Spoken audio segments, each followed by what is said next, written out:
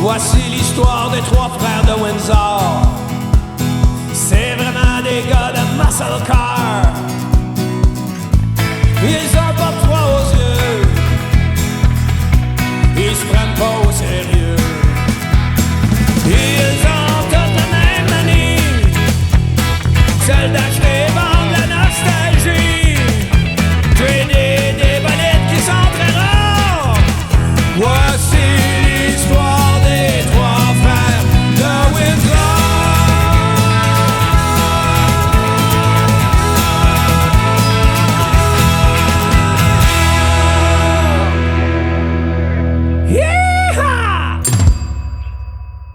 Bon, ben salut tout le monde.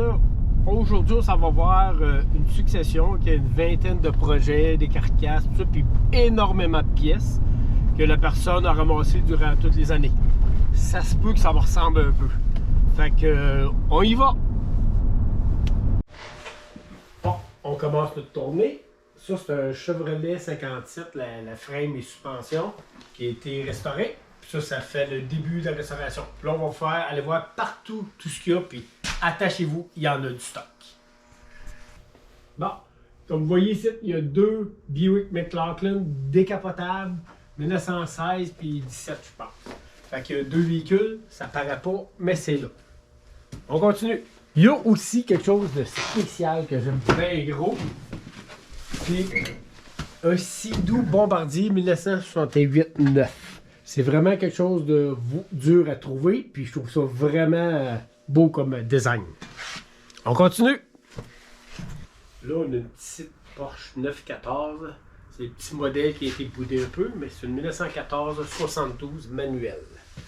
Comme on peut voir, ça fait longtemps qu'elle est arrêtée, mais l'auto est complète avec beaucoup de pièces.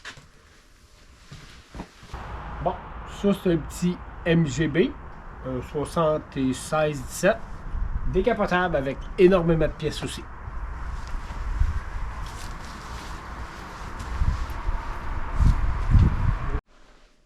Là, il y a un petit véhicule, ça s'appelle le NSU Prinz. C'est un petit véhicule allemand qui est minuscule.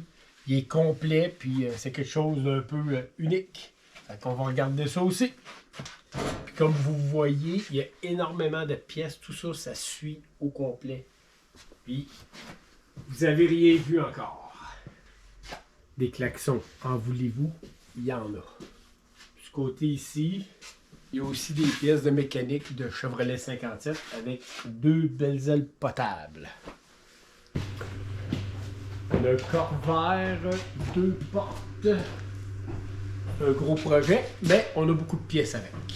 Il y a quelques moteurs qui vont avec tous les projets. Il y a souvent deux moteurs de spare pour chaque véhicule. Là, je vais aller vous montrer un autre beau véhicule.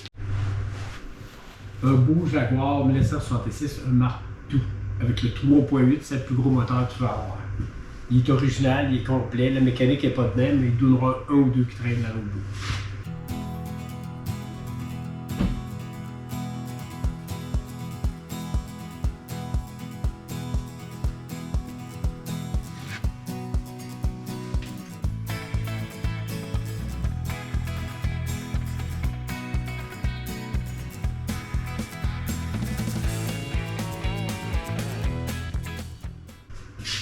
Chevrolet 57 4 portes qu'on a en pièces, mais que les pièces, on peut les retrouver un peu partout. Fait qu'on va le voir un peu plus tard. Là, on vient d'arriver en haut du garage, il y a énormément de stock. C'est toutes des pièces pour les véhicules qu'on a tout vu. Puis là, après ça, c'est rien, il y en a dehors encore. Suivez-moi.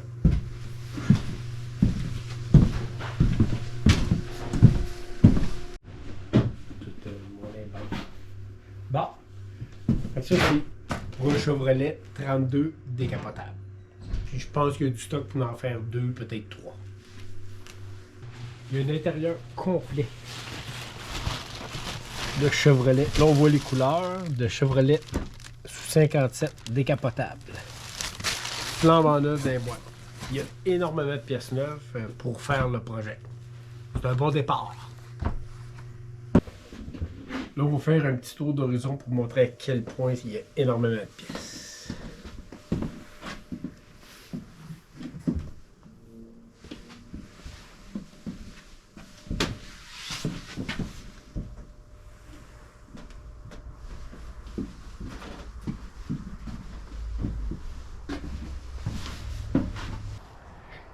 Ça, c'est un Fiero 84 à 88, un manuel avec un V6 qui fait partie du lot.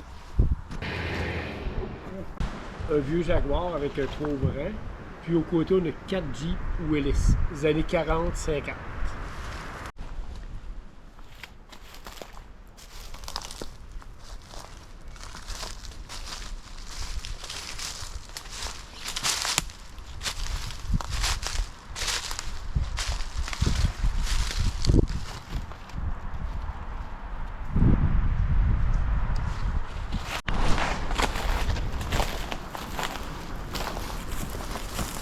On a un frame de Chevrolet, d'après moi c'est des années 50, qui va avec le 57. On a un autre ici, un Chevrolet. Un autre Chevrolet des années 30.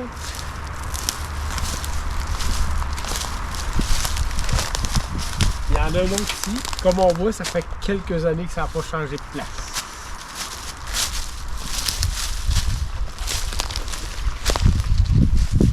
Un autre carrosserie frame de Chevrolet.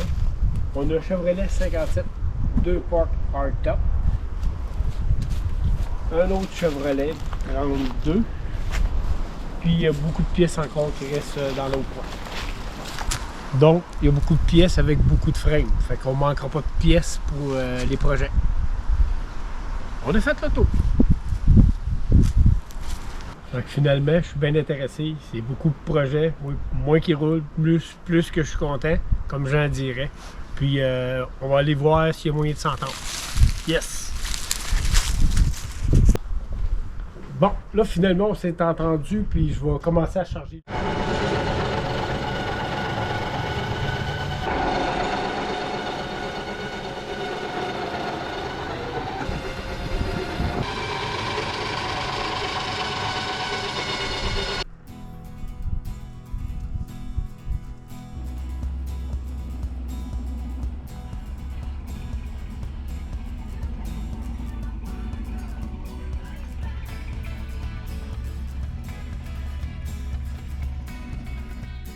Hey! Salut la gang des amateurs des Trois Frères de Windsor. Hey, je suis content de parler aujourd'hui. Premièrement, ceux et celles qui ont des projets, qui voudraient vendre le projet ou bien acheter même des véhicules, on ne dit pas qu'on va tous les acheter, mais on peut peut-être être intermédiaire entre l'acheteur et le vendeur, on ne sait-on jamais. Donc, via Facebook, les Trois Frères de Windsor, ou bien encore nos numéros personnels. Le mien, c'est 819-571-4976. Par contre, mesdames, n'appelez pas la nuit, je dors. Et il y a Claude ici, 819-845-3344.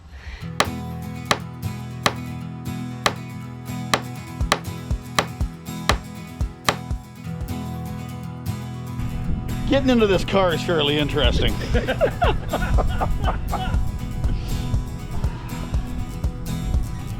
Okay.